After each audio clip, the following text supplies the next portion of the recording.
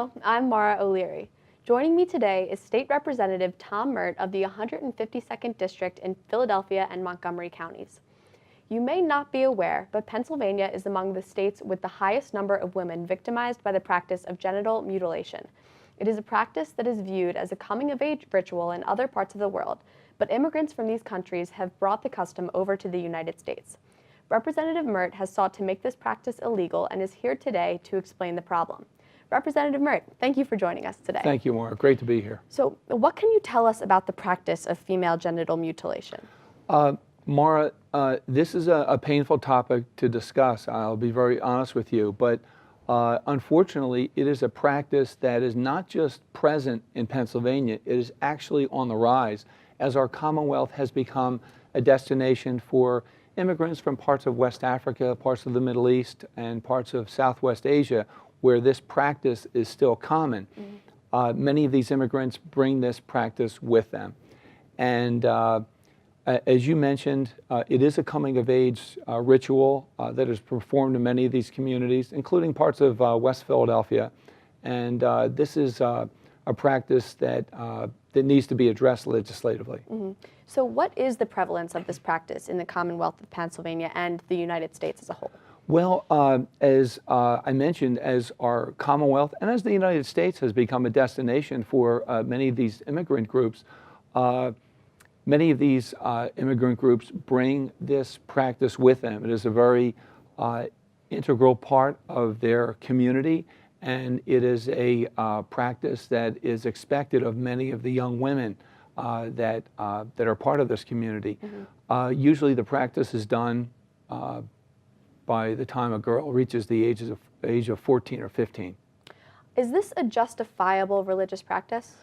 Well, that is a very good question. And the answer is that this really is not a religious custom or a religious practice at all.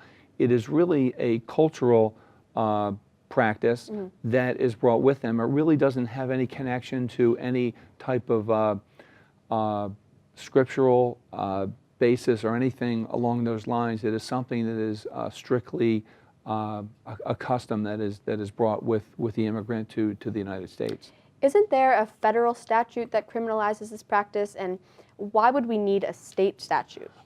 There is a federal law against this. The feds have wisely and prudently recognized that this is, there are some organizations on the federal level that recognize female genital mutilation as torture, as inhumane treatment of women, and we concur with that assessment.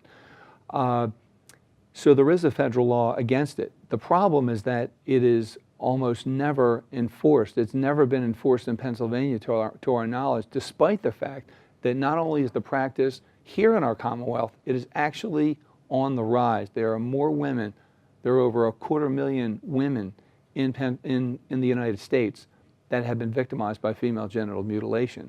And as I mentioned, that number is on the rise as our Commonwealth has been a destination for certain populations. And you asked about why the need for the state law.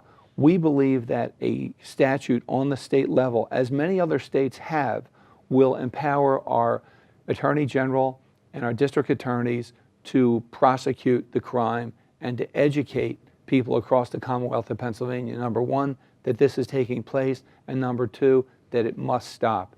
There are anecdotal data that shows that some of these botched cases of female genital mutilation frequently end up in an emergency room at inner city and urban hospitals.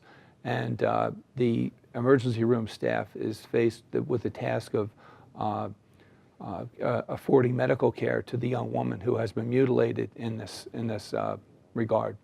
So I feel as though this would be a necessary and effective piece of legislation. Why isn't it already law? That's a very good question. Right now, our House Bill 413, has many co-sponsors. I have co-prime sponsored it with my colleague from Philadelphia, Representative Donna Bullock, and we will be addressing the media about this in the near future. But it has been our experience that some members of the Judiciary Committee believe that the bill may not be needed because this offense can be prosecuted under the aggravated assault statute. And we disagree with that. We disagree with it because the aggravated assault statute requires a malicious intent. And we have been advised there really, legally, is no malicious intent here. This is a cultural custom, a cultural practice where a malicious intent is absent. And we really believe that we need a new law, a revision of the current code that identifies this as the serious crime that it is. And so it's bottled up in the Judiciary Committee, but we're hoping to convince the chairman and some of the other members that this is a bill that should at the very least have a hearing and followed up with a subsequent vote. Well, thank you so much, Representative Murt, for joining me today to talk about this important issue. Thanks, Maura. Great to be here.